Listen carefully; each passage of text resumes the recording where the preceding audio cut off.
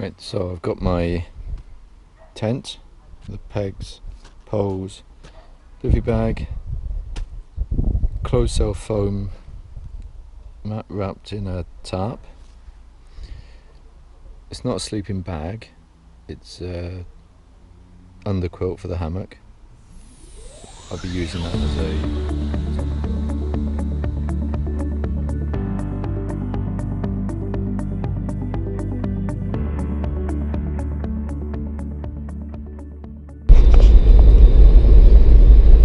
well, I was going to Llyn Fan Fach, but when I got there, there was absolutely nowhere to park. Even the road leading to the car park was jam-packed. It was just not good to bunker. Turn left. Well, Turn left. turn left. The road bloody goes left. No, it doesn't. In 200 yards, turn left. Am I going to be one of them mindless people following the sat nav? Change my mind. Wow, I've got business. And I'm going to go to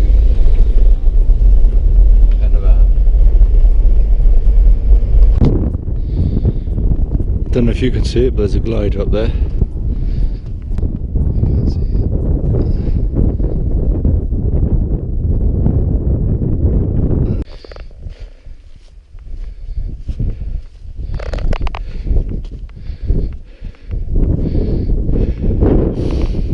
Oh, them hundreds of people on Benavan.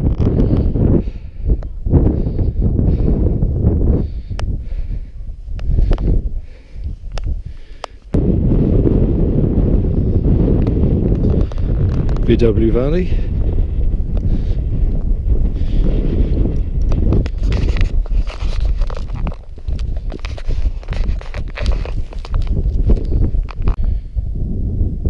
The upper Naiath seems to be growing nicely now, since I drained it.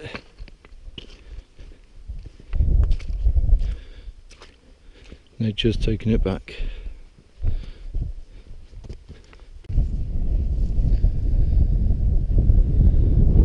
That's Trig point 642.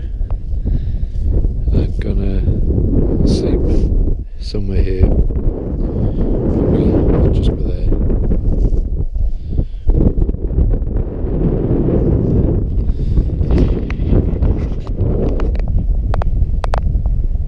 It's not the warmest. I borrowed my son's down jacket. Hope he doesn't mind. I haven't told him yet. So Scott, if you're watching, can I borrow your jacket? I was fine while I was walking with a Bergen, just in shirt sleeves. But now I've stopped. It's quite cold. And I chose the wrong combination of socks. So I've just put my spare socks on as well. I'd forgotten that I need my two thick pairs of socks instead of one thin and one thick. So my feet started to, or my heels started to get a hot spot. I don't think I've got a blister.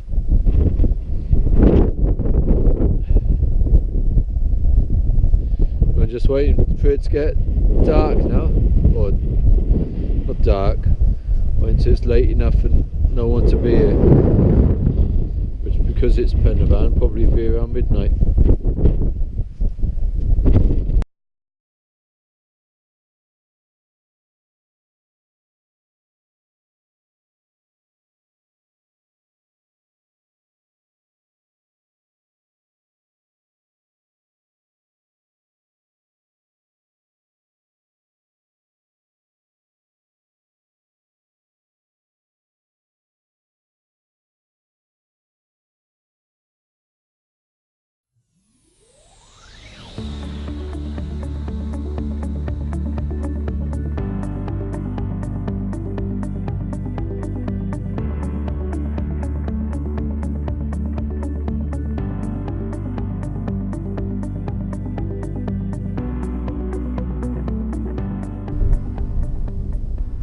Tent's all set up.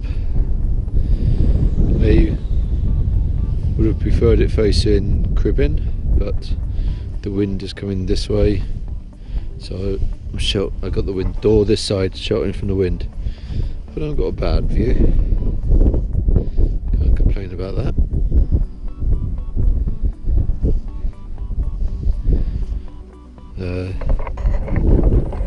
Mountain biker turned up in the middle of my time lapse. Seemed like a decent enough guy, but he ruined my time lapse.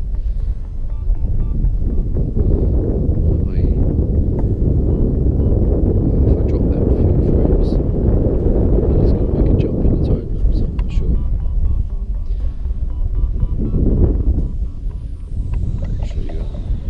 I'll show you around the tent. Like, it's huge. There. How's that? The Sabre 45 with the PLC side pockets fits perfectly there. There's my cook kit. And my boots will go where my food is. And my water bottle. The water bottle will go up and the food will go up this end. My boots they fit nicely in there. I'm going to get some food on now.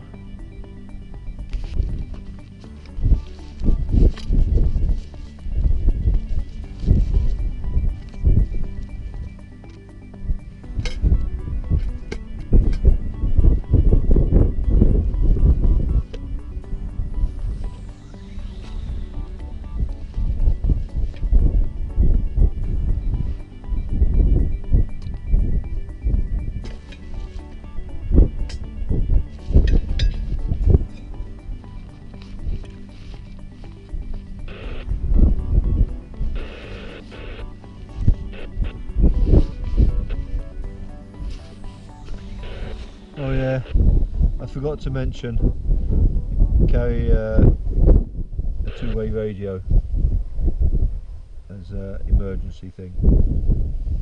It's tuned into CB radio, so it's not illegal. Still find people on there, not many, enough to call in an emergency. If anyone watches my videos, I know that on my last trip, or the trip before, I decided that one cook pot wasn't enough. Yeah, I took a cup, but I wanted something to put on the stove for when I was cooking food, to be able to heat water. And last time I brought out the old Crusader mug, and now I bought, it doesn't weigh much more. The lid's quite heavy, but this pot weighs about the same as this titanium mug, and this is stainless steel. It's about, I think that weighs 98 grams without the lid. I think that weighs like 100 grams.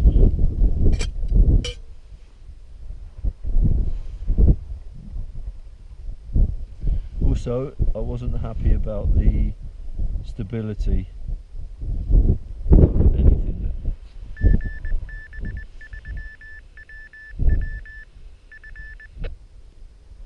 Should we try again? I wasn't happy with the stability of anything that to do with the Trangia. I looked at the Caldera cone, but that looks massive. I've looked at the Stormin Norman cone. That could be an option, but only for one size of mug, whereas I'm thinking of getting a smaller cup, so I converted my Crusader cook set to put the Trangia in it. Burning a bit of grass at the moment.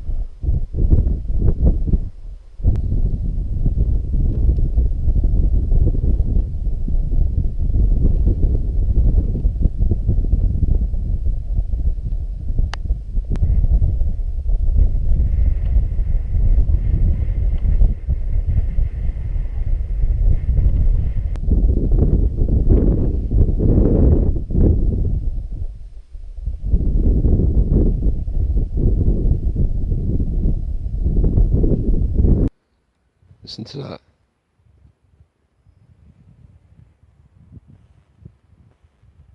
There's not a breath of wind.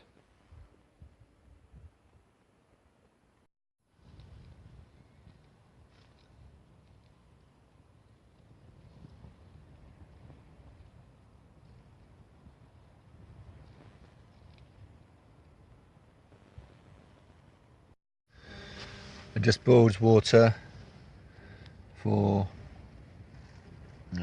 custard, and I'm going to make Bailey's coffee with what's left. The GoPro's doing a time lapse of the sunset outside.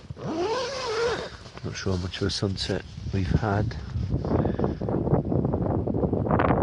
It's reasonable.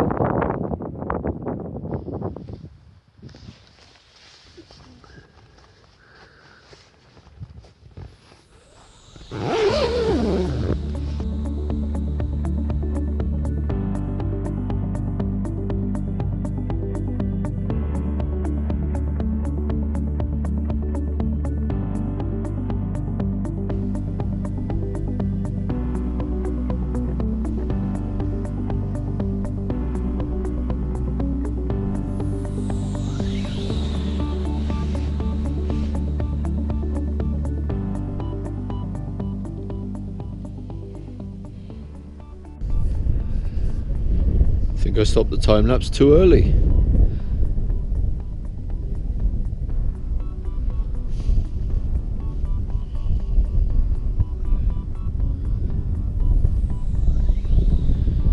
Trouble is, I haven't got much battery left.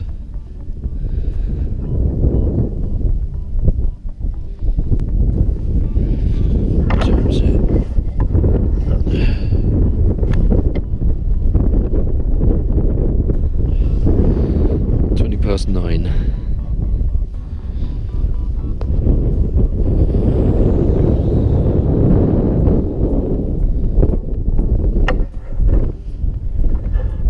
Not sure if it's worth pointing this at me. Probably can't see me. I'm gonna go to bed now, I think.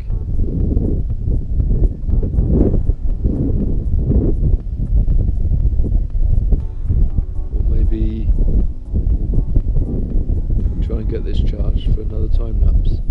Although I don't like leaving the camera at the tent a bit because there's so many people use this at night and don't make much of a path.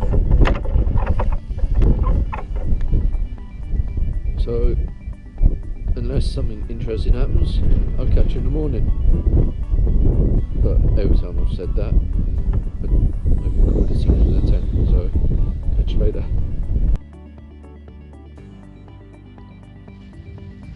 I've packed up most of my kit while the GoPro is doing a time lapse. I've got the sun rising behind the trig point.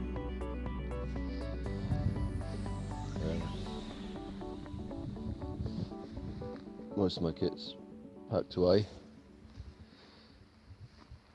Just going to drink my tea, finish packing up.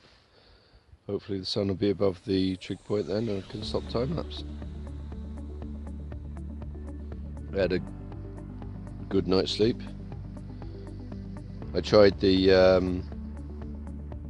my underquilt instead of a sleeping bag because I'm still thinking about buying that down quilt. It's only 500 grams, whereas a light sleeping bag is just under a kilo.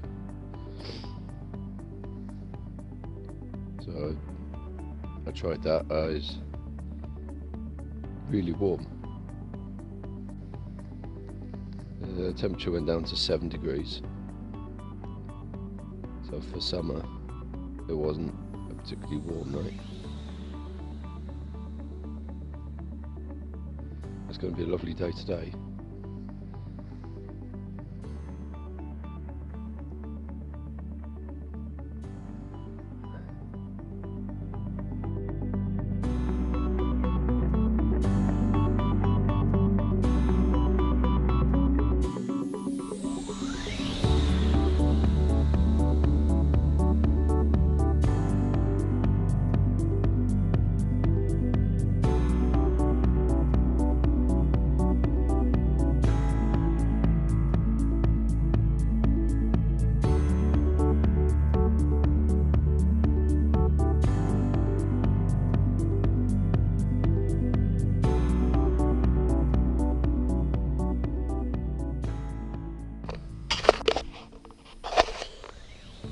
It's 7:30.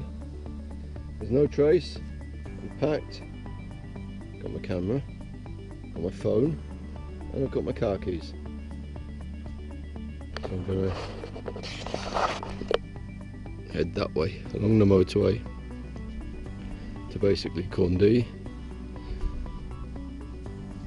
and then at Sheep Corner turn left and go down the granny route.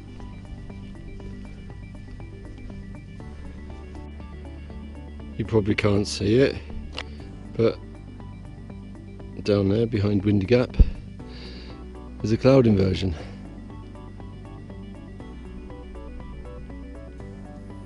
And I'm going to keep moving because the midges are out in force. All the years I've been coming up here, I don't think I've ever seen this ridge properly. It's either been, or mainly been during the night I've walked along here, or there's been clag. So it just shows that you never actually really know a place. You should be able to see the cloud inversion a bit better now. Corndee and Pendervan always full of people.